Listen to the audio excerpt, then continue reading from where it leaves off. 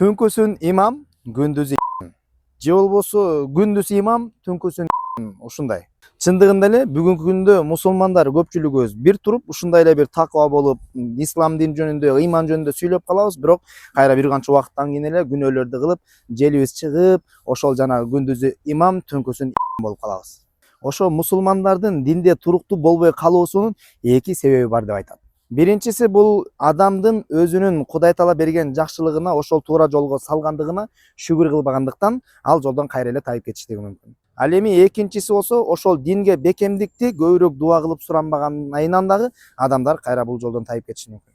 Жада калса, пайгамбарыбыз дагы дайыма я мукаллибал кулуб саббит кулубана аля диник. О жүрөктөрдү оодаруучу зат, менин жүрөгүмдү сенин диниңе бекем кылгын деп дайыма дуа кылган. Ошондуктан сиз дагы Аллага шүгүр кылуу менен ушул дуаны дайыма айтып жүрүңүз.